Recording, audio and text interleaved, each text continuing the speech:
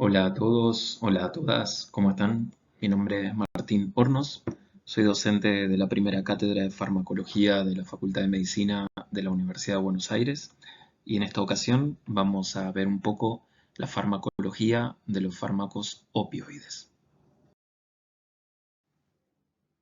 Para comenzar a estudiar los opioides puede llegar a ser interesante tener en cuenta que estos son derivados de una planta llamada Papaver somniferum. El hecho de que sean derivados de un producto natural viene de la mano con que, en tanto y cuanto esta planta haya estado presente en el entorno en el cual se desarrollaban distintas civilizaciones, estas fueron experimentando con la planta.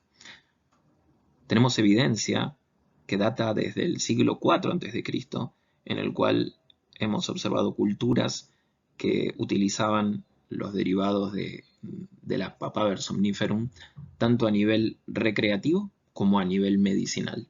Y es muy probable que su experimentación date de muchos siglos antes del siglo IV. Esto justifica y explica cómo conocemos tanto de los opioides y cómo nos han ayudado tanto también a entender nuestra propia biología, puesto que en la búsqueda del entendimiento de cómo lograban sus acciones, hemos podido encontrar que el mismo cuerpo humano posee ligandos endógenos que se unen al mismo receptor opioide al cual se unen los derivados de esta planta Papaver somniferum. Para ponerle un poco de terminología, cuando queremos hablar de derivados naturales, los derivados alcaloides de la planta Papaver somniferum, nos referimos a estos como opiáceos, donde encontramos al principal derivado llamado opio, que fue utilizado durante siglos como una droga recreacional o una droga de abuso. Cuando queremos referirnos a cualquier tipo de sustancia que se una como ligando al receptor opioide, le decimos opioides. Esto incluye también a los opiáceos, es decir, a los derivados de las plantas, pero al mismo tiempo involucra a todos los derivados sintéticos o semisintéticos, que son la mayoría de las drogas medicinales que utilizamos hoy en día en nuestra práctica cotidiana. Estas tienen una relevancia muy importante, puesto que tienen muchos usos terapéuticos, dentro de los cuales el más importante es su uso como drogas analgésicas. El poder que tienen estas drogas como analgésicas, la potencia que tienen, supera con creces la potencia en particular para el dolor nociceptivo que poseen otras drogas, como por ejemplo los AINES. Y es por esto que son un recurso realmente importante a la hora de poder ofrecerle analgesia a los pacientes que están sufriendo por dolores en general de mucha intensidad. Otros usos terapéuticos podemos encontrarlos ya sea en la inducción a la anestesia, en su uso como drogas antitusivas, en su uso como drogas antidiarreicas, entre otros. A la hora de hablar del receptor de opioides, tiene que quedar claro que es un receptor transmembrana, y en particular es un receptor acoplado a proteína G. En el estudio molecular de este receptor podemos identificar dos grandes subunidades. Por un lado la subunidad alfa y por otro lado la subunidad beta-gamma. Cuando un ligando agonista se une a este receptor y genera su activación, cada una de estas subunidades van a generar respuestas distintas. La subunidad alfa va a devenir en una disminución de la adenilatociclasa, en una inhibición, mejor dicho, de la adenilatociclasa. Esto es propio de los receptores acoplados a proteína GI, como lo es el receptor opioide. En consecuencia, vamos a observar una disminución de los niveles de AMP cíclico a nivel intracelular que conlleva una disminución de la fosforilación de distintas proteínas a nivel intracelular. Por el otro lado, la activación o estimulación de la subunidad beta-gamma deviene en dos grandes respuestas. Por un lado, vamos a encontrar que se abren canales de potasio que generan una hiperpolarización celular. Y si estamos hablando de neuronas, vamos a ver que hay una disminución en el firing neuronal de estas. Al mismo tiempo, en ciertas regiones vamos a ver que la estimulación de la subunidad beta-gamma va a generar una inhibición de los canales de calcio voltaje dependientes. Al tener un menor influjo de calcio, se va a disminuir o inhibir la liberación de distintos neurotransmisores. Y si estamos hablando en particular de la sustancia gris periacueductal a nivel ventrolateral, esta disminución del influjo de calcio va a generar también una inhibición o disminución en la liberación de GABA. ¿Por qué es tan importante que disminuya o inhiba la liberación de GABA? Porque justamente es el neurotransmisor que está involucrado en las vías nociceptivas y justifica principalmente la acción analgésica de los opioides. Desde la década del 60 en adelante, hemos logrado aislar el receptor opioide a nivel biológico y más aún, hemos logrado ir identificando distintos tipos o subtipos del receptor opioide. Según la bibliografía donde lean o qué tan actualizada esté, van a ver que existen múltiples receptores. Hay más de 15 receptores aislados, pero los principales, los más importantes, los tres canónicos, son el mu, el kappa y el delta. ¿Por qué? Porque son los que tenemos mejor estudiados, son los receptores para los que tenemos fármacos disponibles y donde salen la mayor cantidad de acciones terapéuticas para las cuales utilizamos a los opioides. De todos estos tiene que quedar claro que el principal es el receptor mu. La mayor cantidad de acciones terapéuticas y sobre todo las analgésicas devienen del agonismo mu. Estos receptores tienen ubicación generalizada, tanto a nivel del sistema nervioso como a nivel periférico. Vamos a encontrar al receptor mu en la corteza, así también como en distintas áreas claves del cerebro, como la sustancia gris periacueductal, el núcleo accumbens, el área tegmental ventral, tálamo, hipocampo, amígdala.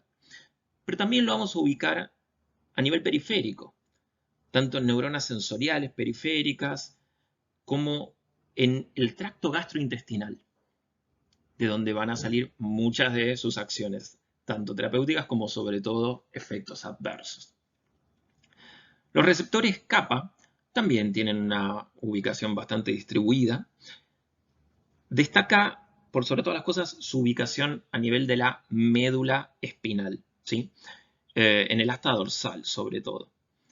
A nivel cerebral vemos que prácticamente no tiene expresión en la corteza, pero sí lo podemos encontrar en ciertas áreas nucleares del cerebro, como el núcleo caudado, el núcleo accumbens, el hipotálamo, la amígdala e incluso la hipófisis. Por último, el receptor delta también se puede expresar en la corteza, en áreas olfativas, núcleo caudado, núcleo accumbens y también tiene ubicación a nivel espinal. El estímulo de los distintos tipos de receptores opioides va a generar respuestas biológicas que en consecuencia van a devenir en acciones beneficiosas o acciones contraproducentes para el cuerpo. Como habíamos dicho, las principales acciones terapéuticas vienen del estímulo del receptor mu. Entre ellas podemos destacar a la cabeza la analgesia, en particular la analgesia de tipo supraespinal, es decir, en el sistema nervioso central, a la altura cerebral, en todas esas áreas en las cuales habíamos puesto el foco. El estímulo mu también es el responsable de la sensación de euforia, esa sensación exhilarante, esa sensación de placer extremo que pueden llegar a sentir los pacientes y que en particular justifica por qué muchas personas utilizan a los opioides como drogas de abuso. De la mano con todo esto, el estímulo mu también es el que se encarga de deprimir funciones centrales, generando sedación o generando hipnosis, que es la inducción al sueño. así también como puede generar uno de sus efectos adversos más temidos, que es la depresión respiratoria. Otras acciones van a ser la disminución del tránsito intestinal, bradicardia, miosis, recordando que la miosis es la disminución del diámetro pupilar, y también por mecanismos dopaminérgicos termina generando un aumento en la liberación de prolactina, así también como pudiendo generar mecanismos de dependencia. El estímulo kappa va a devenir en analgesia a nivel espinal, pero también es responsable de esta sensación de disforia, sensación que es lo opuesto a la euforia, es una sensación displacentera que experimenta el paciente, que puede ocurrir de manera paradojal muchas veces que reciben tratamiento con opioides, ¿sí? También podemos mencionar que el agonismo a nivel kappa genera una reducción en el tránsito intestinal, así como los receptores mu. También puede generar sedación, miosis. Es responsable también por alucinaciones en ocasiones. Y también tiene mecanismos diuréticos que están relacionados a la inhibición de la ADH. Los receptores delta son también encargados de generar analgesia espinal y se postula que también pudieran llegar a tener mecanismos de analgesia supraespinal térmica.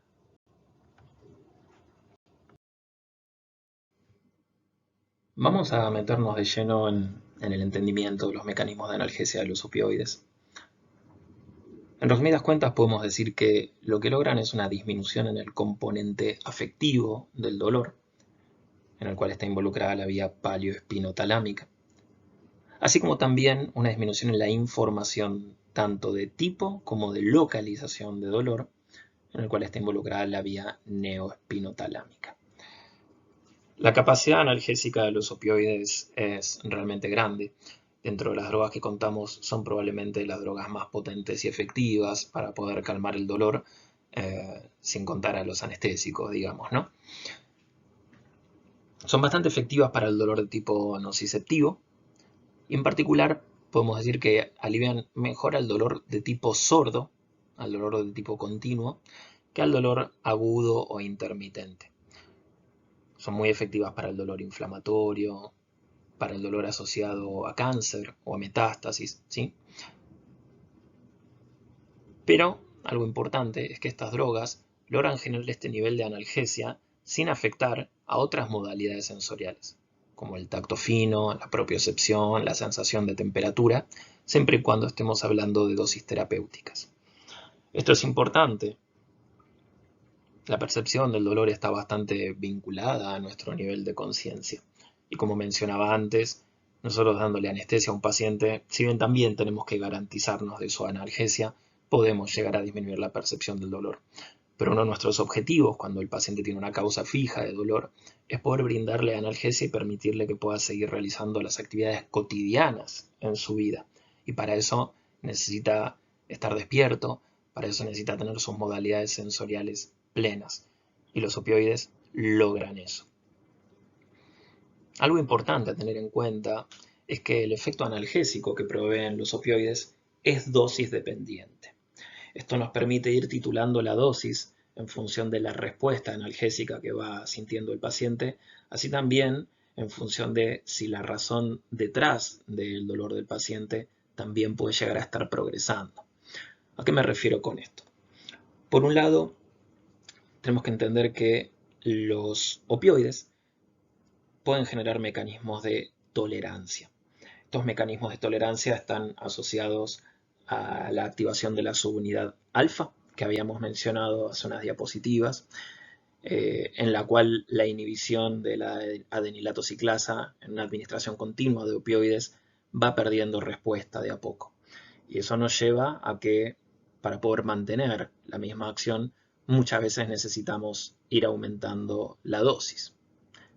Pero por otro lado, sin hablar de tolerancia, muchas veces nuestros pacientes tienen causas de dolor que van progresando, en particular en el dolor asociado a metástasis, donde muchas veces estas metástasis pueden ir creciendo y generando cada vez más dolor, ya sea por compresión o por erosión tisular.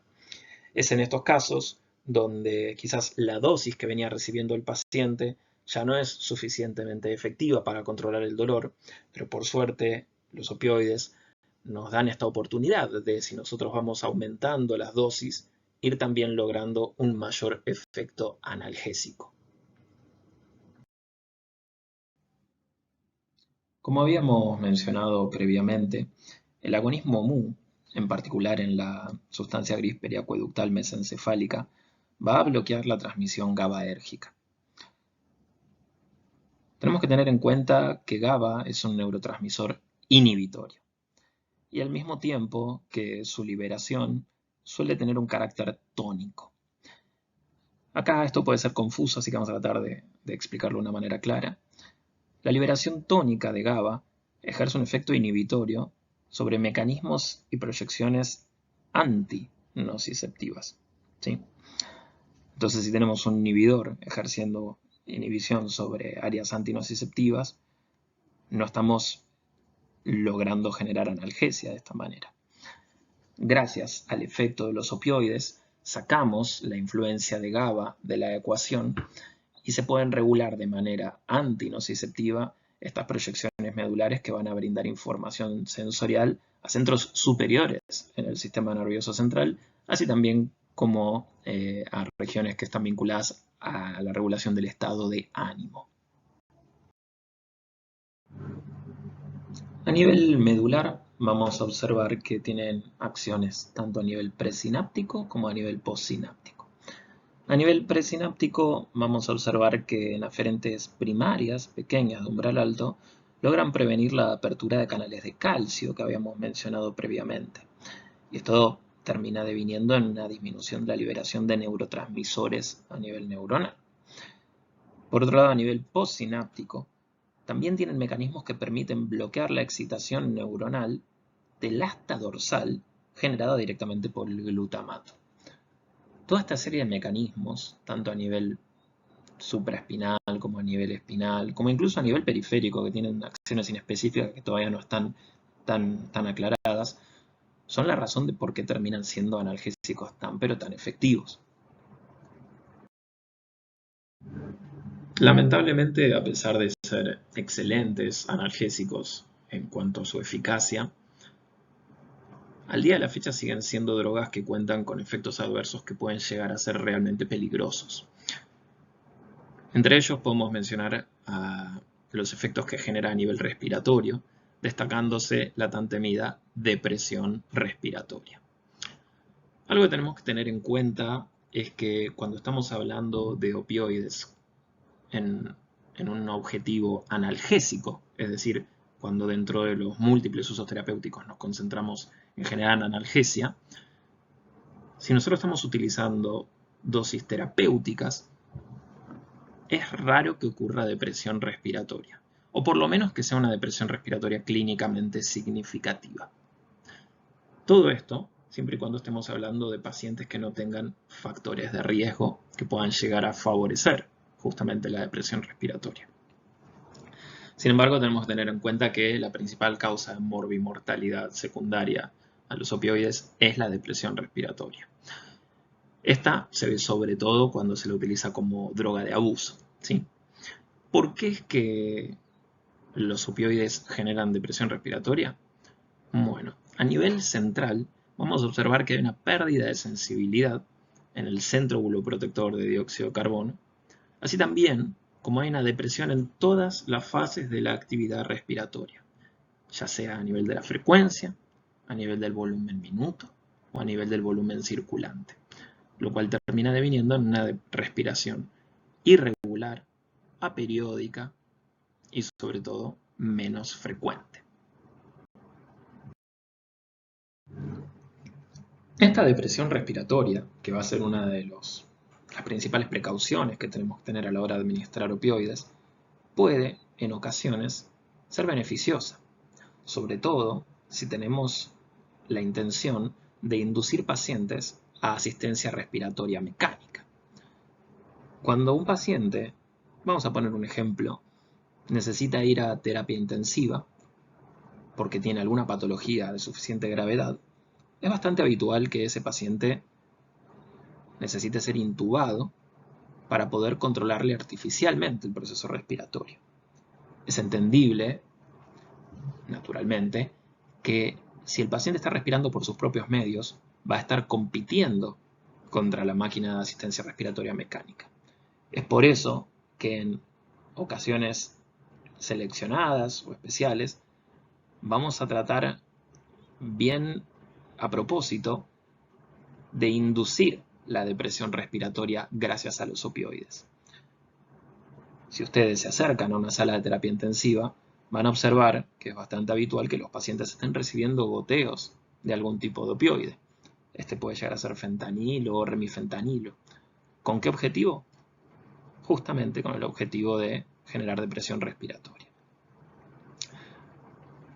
Esta va a ocurrir en un rango temporal según la vía de administración que estemos utilizando, ¿sí? Y si queremos hablar justamente de un efecto buscado, solemos administrarla por vía endovenosa, que es una vía que nos permite a nosotros regular con precisión la dosis que está recibiendo el paciente. Y si usamos agonistas como el fentanilo o el remifentanilo, que los vamos a ver en un ratito, vemos que esa depresión se manifiesta muy rápidamente. A los 5 o 10 minutos el paciente ya no logra respirar por sus propios medios. Algo importante que tenemos que tener en cuenta es que todos los agonistas MU tienen la capacidad de inducir depresión respiratoria. Esto es, incluyendo a los agonistas totales fuertes, a los agonistas totales débiles, pero también a los agonistas parciales. El grado en el cual logran generar la depresión respiratoria no va a ser el mismo, pero no nos tenemos que relajar y tenemos que tener en cuenta este detalle, ¿sí? Otro dato importante a tener en cuenta es que si esta depresión respiratoria está generada por un estímulo agonista opioide, también contamos con drogas antagonistas opioides, como por ejemplo la naloxona, que tienen la capacidad de revertir esta depresión respiratoria. Esto es extremadamente útil en el caso de tener pacientes que se encuentran bajo intoxicación de los opioides, en un estado de sobredosis, y que pueden llegar a tener depresión respiratoria justamente como consecuencia de la intoxicación. Esa depresión respiratoria puede poner en riesgo su vida y la administración de un antagonista opioide puede revertir por suerte este efecto. Así como pueden generar depresión respiratoria, los opioides también tienen la capacidad de deprimir el reflejo de la tos, actuando directamente en la médula, inhibiendo el reflejo medular, ¿sí? Esto es independiente del centro respiratorio vulvar. Y es por eso que van a ver que con ciertas drogas, en particular con la codeína, que es un agonista total débil, muchas veces lo utilizamos de manera terapéutica como antitusivo. Como habíamos dicho, en dosis terapéuticas y en pacientes sanos, debería ser raro observar depresión respiratoria clínicamente significativa. Sin embargo, hay ciertos escenarios que pueden hacer que esto no sea así y que se presente el efecto adverso. El primer escenario es el de las interacciones farmacológicas. Por un lado, como hemos también mencionado, la asociación entre anestésicos y opioides es una asociación bastante común cuando necesitamos anestesiar a un paciente para llevarlo a un estado de inconsciencia, ya sea porque buscamos operarlo o porque buscamos intubarlo en un escenario de terapia intensiva, por ejemplo. Este sería un escenario buscado de depresión respiratoria. Sin embargo, hay otras combinaciones que pueden ser realmente peligrosas que se dan en escenarios no supervisados. Una es, por ejemplo, la asociación entre opioides y alcohol, ¿sí? Si el paciente está recibiendo opioides y abusa de alcohol en su casa, sobre todo si se intoxica con alcohol, esto puede devenir en que la función respiratoria se deprima y el paciente se encontrará en un escenario peligrosísimo y en su casa, lejos de asistencia médica. Otra combinación peligrosa es la asociación entre hipnosedantes, como por ejemplo las benzodiazepinas, entre las cuales encontramos al clonazepam, lorazepam, diazepam y otros, en asociación con los opioides, ¿no? Esto es un escenario en el cual destaca la importancia de que nosotros como médicos o futuros médicos realicemos un interrogatorio exhaustivo con el paciente, ya que éste no tiene por qué saber que las benzodiazepinas pueden llegar a generar efectos adversos al asociarse con opioides. Somos nosotros los que tenemos que identificar si el paciente está recibiendo o no estas medicaciones para justamente prevenir que en su casa desarrolle depresión respiratoria. En la otra columna encontramos los escenarios correspondientes a patologías que puede presentar el paciente que favorecerían el desarrollo de la depresión respiratoria. ¿Cuáles podemos destacar? Las más fáciles de identificar serían las que son estrictamente pulmonares, como por ejemplo el EPOC y el enfisema, en el cual vamos a tener una disminución en la capacidad tanto funcional como muchas veces la capacidad ventilatoria total. Y si a esto le sumamos una droga que disminuye la función respiratoria, es entendible que el paciente pueda llegar a tenerla mucho más pronunciada, ¿no? Factores anatómicos, como la cifoescoliosis o la obesidad grave, en los cuales hay un componente anatómico restrictivo que no permite una adecuada excursión de las bases, lo cual hace que el paciente tenga que acostumbrarse a manejar un volumen minuto respiratorio bastante menor.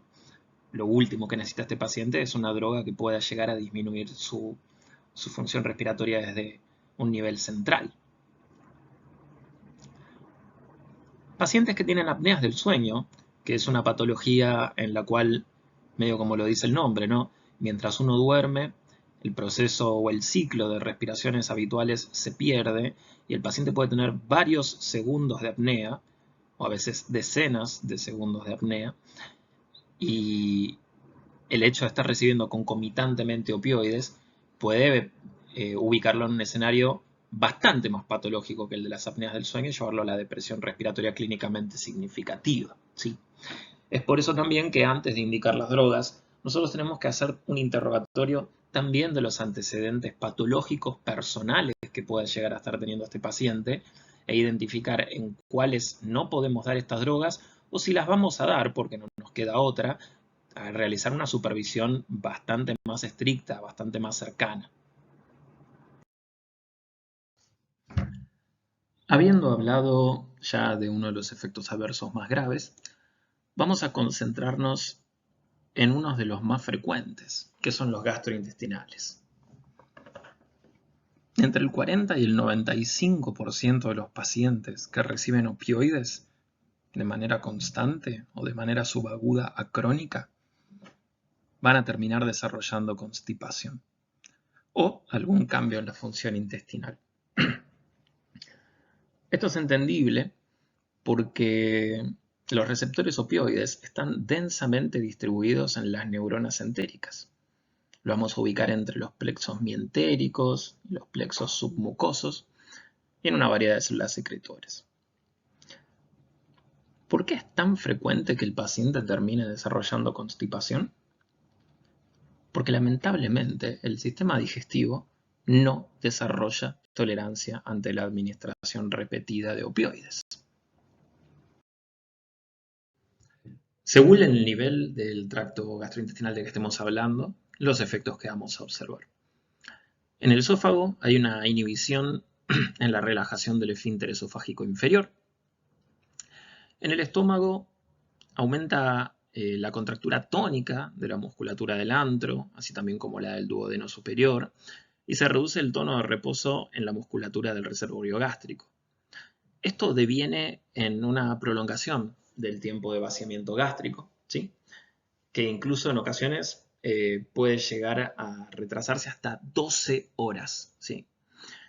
Esto por un lado favorece las posibilidades de tener reflujo gastroesofágico, pero por otro lado tenemos que tener en cuenta que va a haber muchas drogas a las cuales esto le va a modificar su perfil farmacocinético por la cantidad de tiempo que termina tomándole pasar desde el estómago hasta el duodeno o hasta el resto del intestino delgado a las drogas, ¿sí? Sumado a todo esto, otro de los efectos que generan los opioides es la disminución en la secreción de ácido clorhídrico.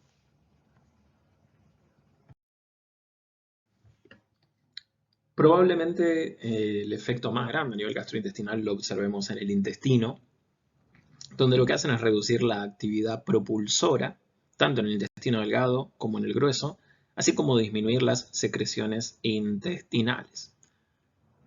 Básicamente lo que está pasando es que las dos principales funciones del intestino están en menos, ¿no? El tránsito y la digestión. ¿Cuál va a ser la consecuencia de esto? La constipación.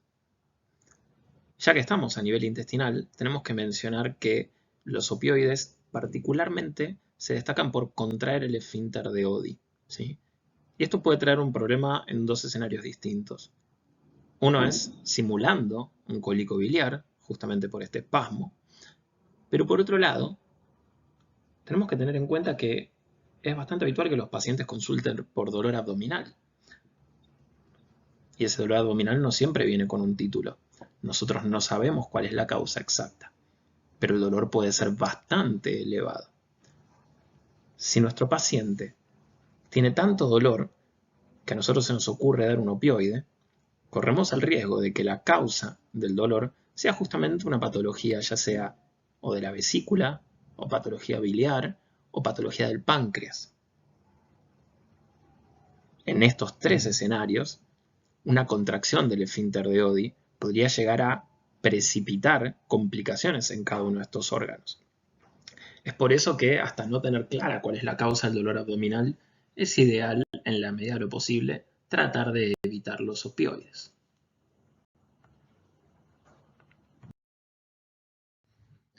Teniendo claro esto, vamos a combinar dos conceptos.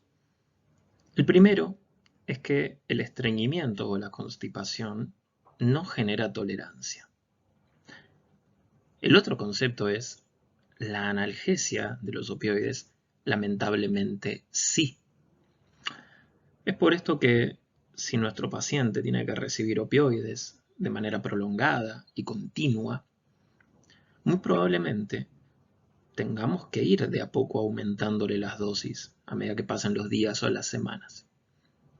Porque justamente por la definición de tolerancia, para poder brindarle la misma cantidad de analgesia o más analgesia si la necesita, necesitamos ir aumentando dosis.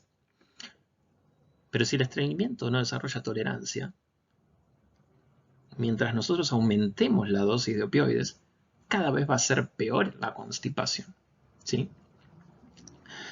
Esta combinación, desde el punto de vista digestivo, no es buena, porque lo que lleva es que el paciente inevitablemente termine constipándose. Es por eso que si nosotros proyectamos que nuestro paciente va a tener que recibir opioides de manera continua y prolongada, anticipadamente tenemos que indicarle laxantes. Es por eso que tenemos una especie de lema en el cual invocamos con una mano receto los opioides y con la otra los laxantes. Es importante que se queden esta enseñanza para el futuro, porque es bastante habitual observar pacientes que reciben opioides de manera prolongada y que no están recibiendo laxantes. Y la mayoría de las veces que nos enteramos esto es cuando los pacientes consultan a la guardia, ya sea por constipación, ya sea por bolo fecal, o ya sea por síndromes confusionales gatillados justamente por la constipación, ¿sí? En general son pacientes que requieren estadios de confort, si no, no estarían recibiendo analgésicos tan potentes. Y lo peor que les puede pasar es que por un error médico nuestro, por no haberle indicado los laxantes, que estén en un escenario opuesto al confort, como es la constipación, el bolo fecal o un síndrome confusional. Esperablemente, los opioides también tienen efectos a nivel cardiovascular. Por un lado, debemos mencionar que, por acción directa, disminuyen la vasoconstricción refleja. Por acción directa, inhiben los reflejos vasoreceptores. Pero al mismo tiempo, tienen mecanismos indirectos en los cuales generan liberación de histamina por parte de los mastocitos, lo cual termina induciendo vasodilatación periférica. Esta combinación termina deviniendo en un estado de hipotensión general que puede observarse con el paciente en una situación habitual, pero mucho más frecuentemente se observa cuando cambia de posiciones, ¿sí? De estadio supino a la bipedestación, en lo que denominamos hipotensión ortostática. Esta situación puede verse pronunciada mucho más aún si el paciente se encuentra recibiendo algún otro tipo de hipotensor de manera concomitante. Esta situación puede llegar a ser bastante habitual. Hay muchos pacientes que reciben alguno de todos los antihipertensivos que existen de manera crónica, ¿sí? Y justamente, si nosotros no realizamos una adecuada anamnesis, no nos vamos a enterar de esto y puede devenir en que el paciente, por tener hipotensión ortostática, pueda llegar a perder la conciencia y tener un traumatismo encefalocraniano. Esto destaca nuevamente nuestra obligación de tener bastante claro las interacciones de los fármacos y qué medicaciones está recibiendo nuestro paciente.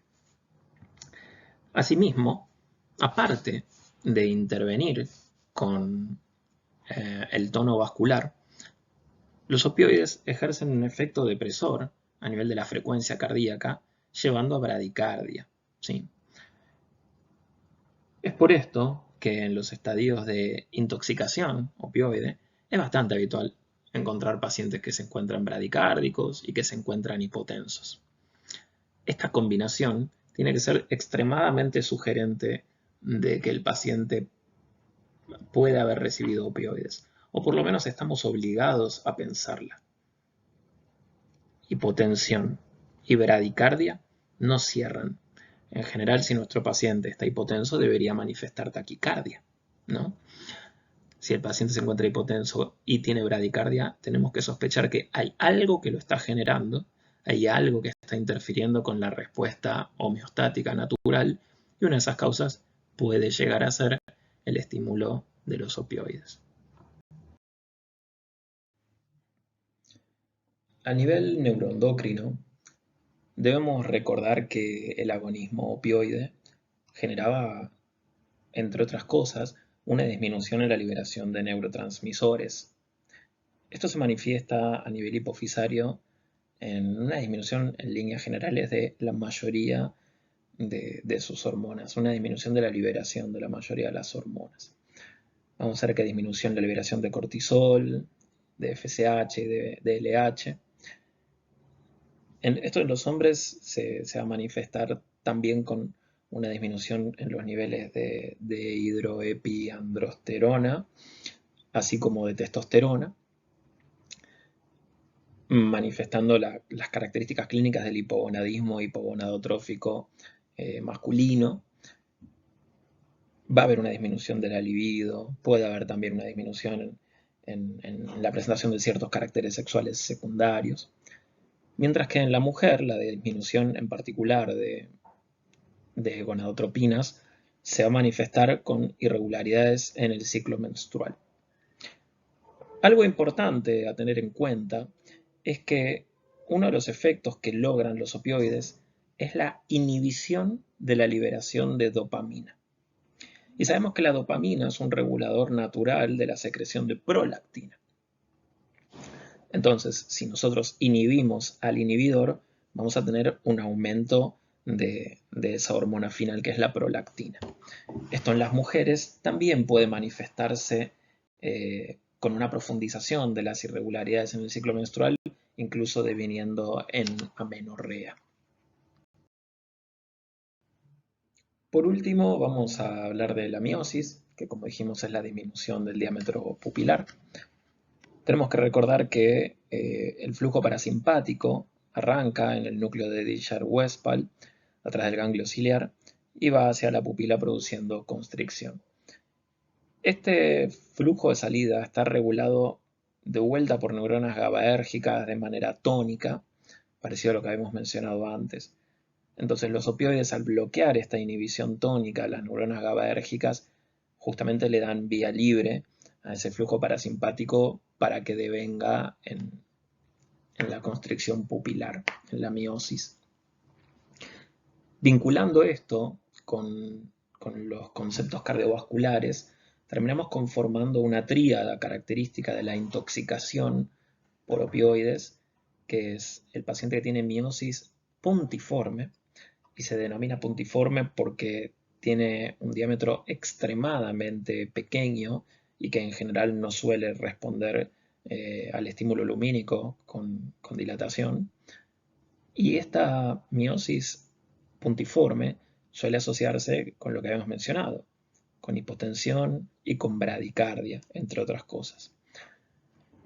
Si a nosotros nos llega un paciente a la guardia que está en un estadio de pérdida de conciencia o de disminución del estadio de conciencia, donde no tenemos muchas pistas con las cuales nosotros podamos arribar a un diagnóstico, la presencia de estas características clínicas, miosis puntiforme, hipotensión y bradicardia, son extremadamente sugestivas de que una de las posibilidades que están sucediendo es la intoxicación por opioides.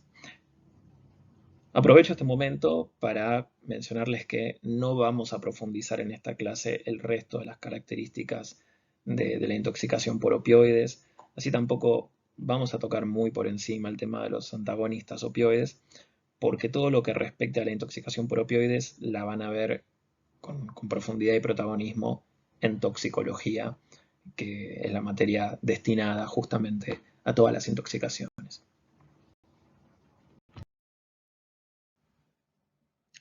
Es entendible que después de haber mencionado todos estos efectos adversos que presentan los opioides, algunos más leves, otros más graves, teniendo en cuenta que todavía no hemos llegado a la parte de la clase en la cual vamos a hablar sobre la dependencia que generan los opioides, que a la hora de dispensarlos, sí o sí, se hace con receta duplicada o archivada.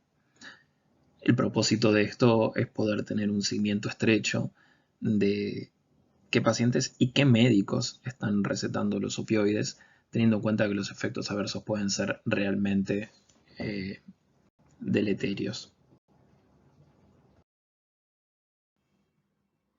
Una característica inherente que tienen los opioides es su capacidad de desarrollar tolerancia.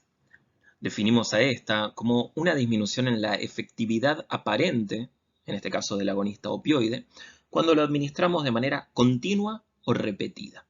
Esto se manifiesta cuando lo damos durante días o en general durante semanas.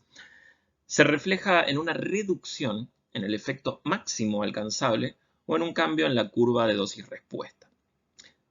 A la inversa, también podemos definir tolerancia cuando para lograr los mismos efectos que con la dosis original, necesitamos ir incrementando la dosis paulatinamente. Una vez expuesto esto, les pregunto, si se acuerdan de las clases del primer módulo, ¿qué tipo de tolerancia eran la que presentaban los opioides? Recordarán que tenemos dos tipos de patrones de tolerancia. La tolerancia tipo barbitúricos y la tolerancia de tipo morfina. Siendo que la morfina es la droga patrón de los agonistas opioides, este es un excelente momento para repasarla. En este gráfico vemos que en el eje de las ordenadas tenemos la concentración de opioides, mientras que en el eje de las abscisas el tiempo, y más que nada nos estamos refiriendo a semanas, ¿sí? A nuestro paciente le estamos administrando una dosis fija de opioides a lo largo de este tiempo. ¿Cómo se comporta la tolerancia tipo morfina? Bueno, en un tiempo inicial vamos a ver que nuestro paciente se encuentra recibiendo una dosis dentro del rango terapéutico, la ventana terapéutica. Y esta está establecida por un piso de concentración mínima efectiva, que es la concentración mínima en la cual nosotros logramos los efectos terapéuticos deseados, pero al mismo tiempo está limitada por una concentración mínima tóxica, concentración que si nosotros superamos empiezan a aparecer los efectos secundarios a la intoxicación. Con el paso del tiempo, mientras nosotros nos mantengamos administrándole el fármaco al paciente, vemos que ambos valores van a ir subiendo. La ventana terapéutica se mantiene, pero la concentración mínima efectiva ahora es una concentración superior a la que era antes. Y de la misma manera, la concentración mínima tóxica también ha aumentado. La dosis que le estamos administrando a nuestro paciente, en este ejemplo, se está manteniendo estable. Y si bien todavía está en ventana terapéutica, vemos que está mucho más cerca del piso de concentración mínima efectiva. Tranquilamente puede pasar que si seguimos administrándole la misma concentración, el piso de concentración mínima efectiva puede superar el de dosis que le estamos dando. La ventana terapéutica se mantuvo, pero el efecto que nosotros deseábamos brindarle a nuestro paciente no lo estamos pudiendo lograr, porque ahora estamos por debajo del valor de concentración mínima efectiva. Es decir, si nosotros buscábamos ofrecerle analgesia a nuestro paciente, en este momento ya no vamos a poder estar brindándosela. Esta es una de las definiciones que estábamos hablando antes de tolerancia. ¿Qué deberíamos hacer para poder corregir esto? Tan sencillo como aumentarle la dosis, teniendo en cuenta siempre de mantenernos dentro de la ventana terapéutica para no generarle efectos de intoxicación. Y esta es la otra definición que estábamos hablando de tolerancia. Otra característica de los opioides es que de todas esas acciones farmacológicas que vimos que generaban, no desarrolla la misma tolerancia según los sistemas en los que estemos hablando. Donde se genera mayor tolerancia y más rápida es en la sensación de euforia, en esa retribución. Es por esto que muchos pacientes que abusan de los opioides justamente para poder experimentar esta sensación de euforia tienden a aumentar las dosis que utilizan. La analgesia, la sedación y los vómitos también desarrollan tolerancia, pero de una manera más paulatina y moderada. Esta es la razón que justifica el ejemplo de la diapositiva anterior, donde teníamos que ir aumentándole la dosis para poder mantener un efecto. Pero fíjense qué interesante que tanto la constipación como el desarrollo de miosis a nivel pupilar desarrollan poca o ninguna tolerancia.